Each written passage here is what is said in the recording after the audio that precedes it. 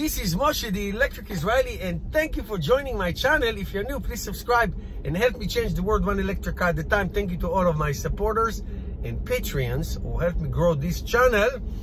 And today I do a video like that I do every year in the first 2 months of the year, looking at available electric cars for the year. And I picked the top 5. And I'm going to list them for you by category, and I'm going to cover of what I think is the most important thing. So I'm going to pick 5 cars, like I said, in no particular reason. We'll examine the price, and I picked cars that are $40,000 or less. So they are semi-affordable. They are available to purchase or to order and to be reserved and delivered in 2021. So it's not like a concept car that you're never going to see. It's gonna has to have 250 miles rated range or more, no less, and charging speeds and some technology. So I'm not going to go over interior, exterior. I'm not going to do that. I picked the most important component in my view, which is of course price, range, charging, and some technology. All right, so let's get started. Okay, the first one is the Volkswagen ID4 Pro. It's a little CUV, compact utility vehicle. Starting price $39,995, but it is eligible for $7,500 federal tax exemption. So if you qualified, you can get up to that amount of money, which is fabulous. It has 250 rated range. Okay, it will give you 60 miles of CCS fast charging in 10 minutes. It's not great, but it's not bad at all. It has some kind of driver assist, you know, sensors and cameras and all that stuff. And it does offer you a 10-inch screen in the front. The next one that I actually drove myself, a friend of mine has it, the Kona CUV, the Hyundai Kona CUV, the SEL base model. Starting price $37,319, also eligible for the $7,500 federal tax exemption. It does have 258 rated range mile, a little more than the ID. It does have the Apple CarPlay, you know, sensors, cameras, blind spots, and all that stuff. A slightly bigger screen, 10.25 inches of a screen, and it will give you 80% charge on the CCS fast charging in 54 minutes. That's not so great, but it's not bad. The next one is the Bolt EUV. Nobody bought this car. A lot of people reserved it, but nobody bought it because you can reserve it and you will get it sometime this summer. The Bolt EUV, it's again very similar to the Kona, a small CUV. They call it EUV, electric utility vehicle. Very funny. Starting price $39,995. No federal tax exemptions for that. GM already ran out of it. Offers you 250 miles, okay, of range. Of course, Apple CarPlay. It does have the awesome Super Cruise technology, which covers 200,000 miles in the United States and Canada, where you can drive, probably highways, but not on the base model.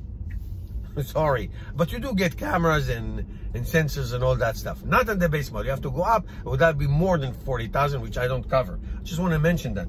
Of course, it does have CCS, like all of them, and it will give you 100 miles in 30 minutes. Okay, so I would say, before I get to the next one, I would say all of these, I would say something between 50 and 100 kilowatt hour of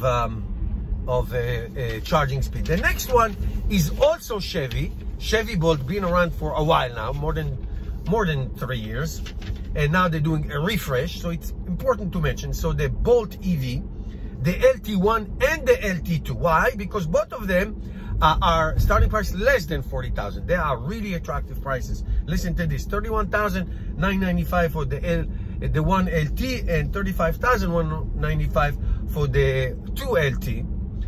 Both of them have, of course, 258 rated range, and they all have about 10-inch screen, front screen. Apple CarPlay, of course, we like, you know, cameras and sensors and all that stuff. 100 miles in 30 minutes of charging, but none of these cars, none of the Chevy Bolt will have the option of the Super Cruise. It's very disappointing, really very disappointing, because some people would choose to do that and pay more. It's very disappointing. And of course, last but not least, number 5, the Tesla Model 3 standard range. Well, it starting price is $36,990. There is no federal tax incentive. The Tesla ran out of it 2 years ago already. It gives you 363 miles rated range. All of Tesla cars come with the standard autopilot, the famous autopilot, which is basically a lane keep assist with adaptive cruise control. That's what basically is. But, very important to know that it has so many other sensors and alerts and all the I would call it safety features that make Tesla cars exponentially more safer than anybody else. Because I drove most of these other cars and they're good, but they are really, Tesla is above and beyond. The 15-inch screen that shows you the cars next to you, in front of you, on your side.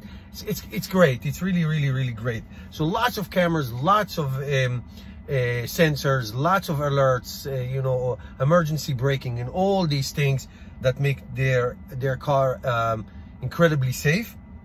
Again, I said 15-inch screen, nice, clean, and you know, no physical buttons except for one.